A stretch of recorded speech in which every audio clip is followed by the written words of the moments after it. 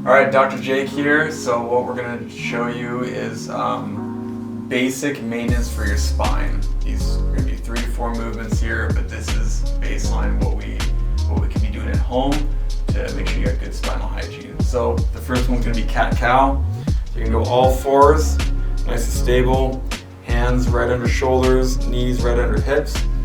So what you're going to first do, kind of like a scared cat, you're going to bring your whole spine up, push it to the ceiling, tucking the pelvis underneath, engaging the glutes, engaging the core. The core should be on the whole time, so it's going to be up, and you're going to push your belly button down towards the ground like such, drawing it down in, and then the head's going to be up, so going into full extension. And so you're just going to rep that out back and forth, nice and controlled and nice and smooth the whole time, making sure you get good motion in your spine.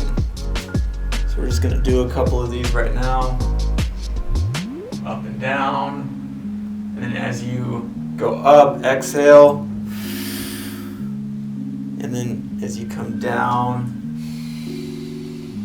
inhale, nice deep breath. Make sure core is engaged the whole time. Don't just fall into this position. Make sure you're controlled the whole way. Nice and controlled, and that's cat-cow. So the next one, you're going to stay in this position. You're going to go thoracic rotations. All right, so make sure you're nice and stable. You take one hand, you're going to go through, touch the ground here, and then you're going to go all the way up, rotate the best you can. The goal is not to just get your arm up here, it's to rotate your chest and your upper body.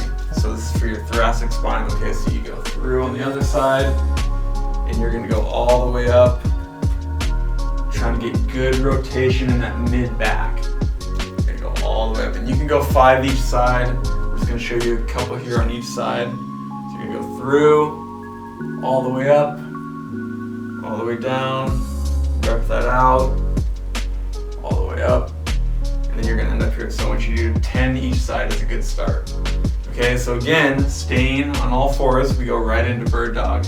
So this is going to create stability, help create stability in your spine by working on your core and your glutes, okay? Because glutes, for a lot of people, are classically underused, and we all have them, we just got to link up the nerves to them, okay? So it's going to be all fours. So we're going to have this, first one's going to be all 6-point contact, meaning 1, 2, 3, 4, 5, 6.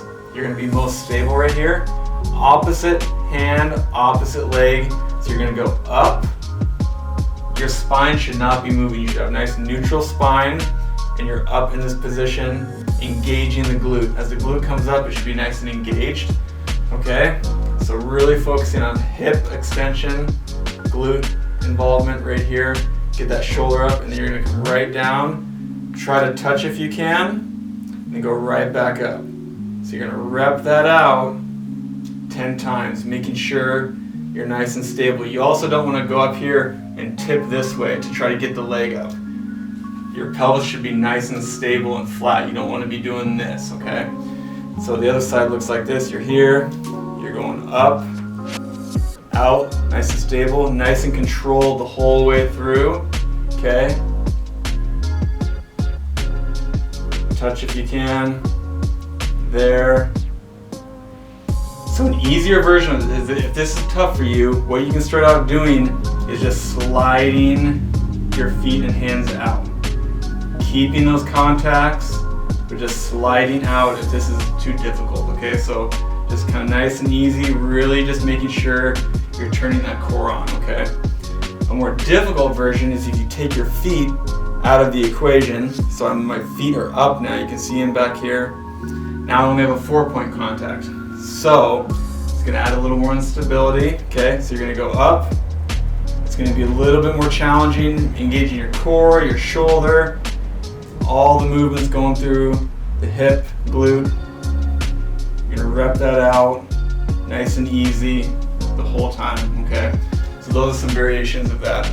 The next one is if you're in a bent over position a lot of times, and it feels better to be back, like arching your back here. A good position to be in, especially for people who sit a lot, is just resting in this position right here. We call them cobra position, there's a lot of names for it, but just resting in this spot, putting that curve back into the low back. If this feels good for you, then spend a couple minutes sitting here. What you could also do is be down on your face and then nice and easy, not using your back, just using your arms, push up a little bit and then relax.